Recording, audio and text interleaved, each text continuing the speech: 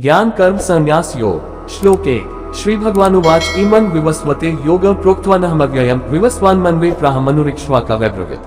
परम भगवान श्री कृष्ण ने कहा, मैंने इस शाश्वत ज्ञान योग का उपदेश सूर्यदेव विवस्वान को दिया और विवस्वान ने मनु और फिर इसके बाद मनु ने इसका उपदेश इक्ष्वाकु को दिया। श्लोक 2। एवं परंपरा प्राप्त राजर्षयो विदुः स कालेने महता योगो नष्टः परन्तप। हे शत्रुओं के दमन करता, इस प्रकार राजर्षियों ने सतत गुरु परंपरा पद्धति द्वारा ज्ञान योग की विद्या प्राप्त की, किंतु अनंत युगों के साथ यह विज्ञान संसार से लुप्त हो गया प्रतीत होता है। श्लोक 3। स एवायं मया तेद्य योग प्रोक्तः पुरातनः भक्तोसी में सखा चेती रहस्यम हेतदुत्तमम्। उसी प्राचीन गूढ़ योग ज्ञान को आज मैं तुम्हारे सम्मुख प्रकट कर रहा हूँ, क्योंकि तुम मेरे मित्र एवं मेरे भक्त हो, इसलिए तुम इस दिव्य ज्ञान को समझ सकते हो। श्लोक 4। अर्जुन उवाच अपर भवतो जन्म पर जन्म विवस्वतः कथमेतद्विजानीय त्वमादौ प्रोक्तवानिति। अर्जुन ने कहा, आपका जन्म विवस्वान के बहुत बाद हुआ, तब मैं फिर यह कैसे मान लूं कि प्रारंभ में आपने उन्हें इस ज्ञान का उपदेश दिया था। श्लोक 5।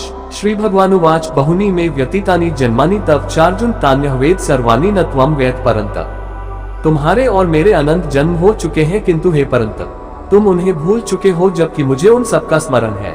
श्लोक 6। HP सन्नव्यात्मा भूतानामीश्वरूपी सन प्रकृति स्वाधिष्ठाय संभवाम्यात्मा माया।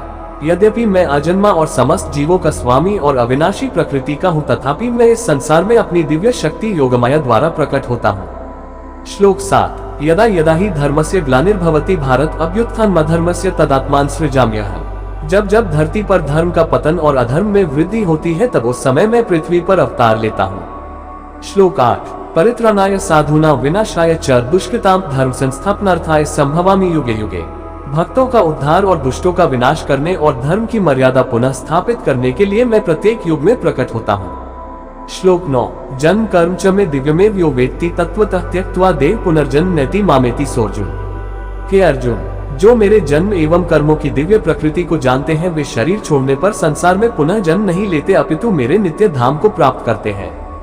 श्लोक 10। वितराग भय क्रोधा मनमया मामुपाश्रिता बहवो ज्ञान तपसा पूता मद्भावमागता।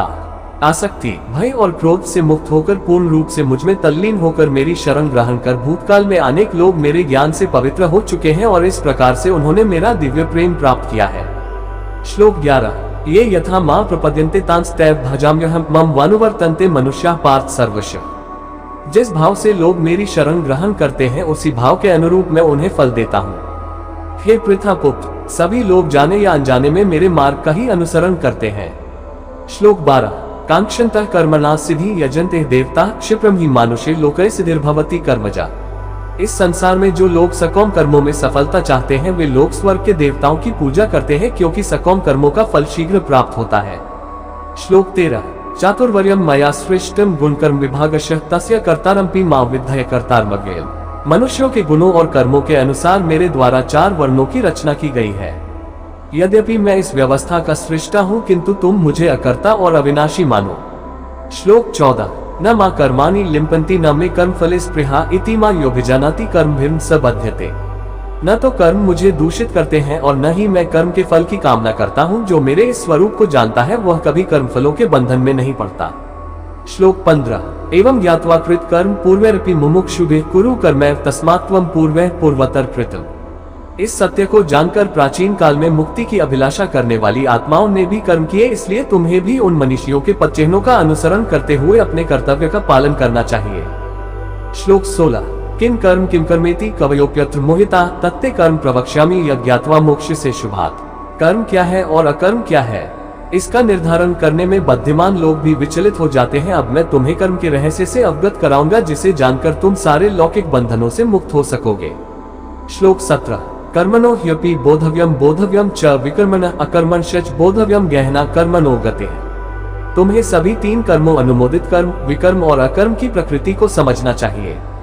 इनके सत्य को समझना गहन और कठिन है। श्लोक 18। कर्मण्य कर्म यह पश्येत् कर्मणि च कर्म यह स बुद्धिमान मनुष्येषु संयुक्तः कृत्स्ने कर्मकृत्। वे मनुष्य जो अकर्म में कर्म और कर्म में अकर्म को देखते हैं, वे सभी मनुष्यों में बुद्धिमान होते हैं।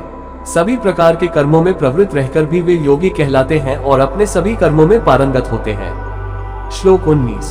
यस्य सवे समारंभाः कामस्नल्पवर्जिताः ज्ञानाग्निदग्धकर्माणः तमाहुः पंडित बुधा। जिन मनुष्यों के समस्त कर्म सांसारिक सुखों की कामना से रहित हैं तथा जिन्होंने अपने कर्म फलों को दिव्य ज्ञान की अग्नि में भस्म कर दिया है, उन्हें आत्मज्ञानी संत बुद्धिमान कहते हैं। श्लोक 20। त्यक्त्वा कर्मफला सर्व नित्य तृप्तो निराश्रयः कर्मण्य विप्रवृत्ति नैव किंचित करोति सः। अपने कर्मों के फलों की आसक्ति को त्याग कर ऐसे ज्ञानी जन सदा संतुष्ट रहते हैं और बाह्य आश्रयों पर निर्भर नहीं होते। कर्मों में संलग्न रहने पर भी वे वास्तव में कोई कर्म नहीं करते। श्लोक 21। निराशीर्य चित्तात्मा त्यक्त सर्व परिग्रह शारीर केवलम कर्म कुर्वन्नाप्नोति किल विषम। ऐसे ज्ञानी जन फल की आकांक्षाओं और स्वामित्व की भावना से मुक्त होकर अपने मन और बुद्धि को संयमित रखते हैं और शरीर से कर्म करते हुए भी कोई पाप अर्जित नहीं करते। श्लोक 22। यद्रच्छालाभ संतुष्टो द्वंद्वातीतो विमत्सरः समः सिद्धावसिद्धो च कृत्वापि न निबध्यते। वे जो अपने आप स्वतः प्राप्त हो जाए उसमें संतुष्ट रहते हैं, ईर्ष्या और द्वैत भाव से मुक्त रहते हैं, वे सफलता और असफलता दोनों में संतुलित रहते हैं, वे सभी प्रकार के कार्य करते हुए कर्म के बंधन में नहीं पड़ते। श्लोक 23। गतस्नस्य मुक्तस्य ज्ञानावस्थित चेतसः यज्ञायाचरतः कर्म संभ्रम प्रविलीयते। वे सांसारिक मोह से मुक्त हो जाते हैं और उनकी बुद्धि दिव्य ज्ञान में स्थित हो जाती है, क्योंकि वे अपने सभी कर्म यज्ञ के रूप में भगवान के लिए संपन्न करते हैं और इसलिए वे कार्मिक प्रतिक्रियाओं से मुक्त रहते हैं। श्लोक 24। ब्रह्मापन्न ब्रह्म हवि ब्रह्माग्नो ब्रह्मणाहुतम ब्रह्म तेन गंतव्यम ब्रह्मकर्म समाधिना। जो मनुष्य पूर्णतया भगवत चेतना में तल्लीन रहते हैं उनका हवन ब्रह्म है, हवन सामग्री ब्रह्म है और करछूल जिससे आहुति डाली जाती है वह ब्रह्म है, अर्पण कार्य ब्रह्म है और यज्ञ की अग्नि भी ब्रह्म है। ऐसे मनुष्य जो प्रत्येक वस्तु को भगवान के रूप में देखते हैं वे सहजता से उसे पा लेते हैं। श्लोक 25। दैवने वप्रे यज्ञ योगिनः पर्युपास्ते ब्रह्माग्ना वप्रे यज्ञ यज्ञेन वोपजुह्वति। कुछ योगी सांसारिक पदार्थों की आहुति देते हुए यज्ञ द्वारा देवताओं की पूजा करते हैं। अन्य लोग जो वास्तव में आराधना करते हैं वे परम सत्य ब्रह्मरूपी अग्नि में आत्माहुति देते हैं। श्लोक 26। श्रोत्रादीनिन्द्रियाण्यन्ये संयमाग्निषु जुह्वति शब्दादीन विषयानन्य इंद्रियाग्निषु जुह्वति। कुछ योगी जन श्रवणादि क्रियाओं और अन्य इंद्रियों को संयम रूपी यज्ञ की अग्नि में स्वाहा कर देते हैं और जबकि कुछ अन्य शब्दादि क्रियाओं और इंद्रियों के अन्य विषयों को इंद्रियों के अग्नि रूपी यज्ञ में भेद चढ़ा देते हैं। श्लोक 27। सर्वानिन्द्रिय कर्माणि प्राण कर्माणि चाप्रे आत्मसंयमयोगाग्नो जुह्वति ज्ञानदीपिते। दिव्य ज्ञान से प्रेरित होकर कुछ योगी संयमित मन की अग्नि में अपनी समस्त इंद्रियों की क्रियाओं और प्राण शक्ति को भस्म कर देते हैं। श्लोक 28। द्रव्ययज्ञास्तपो यज्ञ योगयज्ञास्तथा प्रेत स्वाध्यायज्ञानयज्ञाश्च यतयः संचितव्रता। कुछ लोग यज्ञ के रूप में अपनी संपत्ति को अर्पित करते हैं, कुछ अन्य लोग यज्ञ के रूप में कठोर तपस्या करते हैं और कुछ योग यज्ञ के रूप में अष्टांग योग का अभ्यास करते हैं और जबकि अन्य लोग यज्ञ के रूप में वैदिक ग्रंथों का अध्ययन और ज्ञान पोषित करते हैं, जबकि कुछ कठोर प्रतिज्ञाएं करते हैं। श्लोक 29-30। अपाने जुह्वति प्राण प्राणेपान तथा प्रेत प्राणापान अक्ति रुद्ध्वा प्राणायाम प्रायणा। अपरे न्यताहारा प्राणान प्राणेषु जुह्वति सर्वप्येते यज्ञविदो यज्ञक्षपित कलशा। कुछ अन्य लोग भी हैं जो बाहर छोड़े जाने वाली श्वास को अंदर भरी जाने वाली श्वास में, जबकि अन्य लोग अंदर भरी जाने वाली श्वास को बाहरी श्वास में रोककर यज्ञ के रूप में अर्पित करते हैं। कुछ प्राणायाम की कठिन क्रियाओं द्वारा भीतरी और बाहरी श्वासों को रोककर प्राणवायु को नियंत्रित कर उसमें पूरी तरह से आत्मसात हो जाते हैं। कुछ योगी जन अल्प भोजन कर श्वासों को यज्ञ के रूप में प्राण शक्ति में अर्पित कर देते हैं। सब प्रकार के यज्ञों को संपन्न करने के परिणाम स्वरूप योग साधक अपनी अशुद्धता को शुद्ध करते हैं। श्लोक 31। यज्ञशिष्टामृत भुजो यान्ति ब्रह्म सनातनम नायम लोकोस्त्य यज्ञस्य कुतोन्यः कुरुसतम। इन यज्ञों का रहस्य जानने वाले और इनका अनुष्ठान करने वाले इन यज्ञों के अवशेष जो कि अमृत के समान होते हैं का आस्वादन कर परम सत्य की ओर बढ़ते हैं। हे कुरुश्रेष्ठ, जो लोग यज्ञ नहीं करते वे न तो इस संसार में और न ही अगले जन्म में सुखी रह सकते हैं। श्लोक 32। एवं बहुविधा यज्ञा वित्ता ब्रह्मणो मुखे कर्मजान विद्धि तान सर्वानेव ज्ञात्वा विमोक्ष्यसे। विभिन्न प्रकार के इन सभी यज्ञों का वर्णन वेदों में किया गया है और इन्हें विभिन्न कर्मों की उत्पत्ति का रूप मानो, ये ज्ञान तुम्हें माया के बंधन से मुक्त करेगा। श्लोक 33। श्रेयान् द्रव्यमेद यज्ञ ज्ञान यज्ञ परंतप सर्वं कर्माखिलम पार्थ ज्ञाने परिसमाप्यते। हे शत्रुओं के दमन करता, ज्ञान युक्त होकर किया गया यज्ञ किसी प्रकार के भौतिक या द्रव्य यज्ञ से श्रेष्ठ है।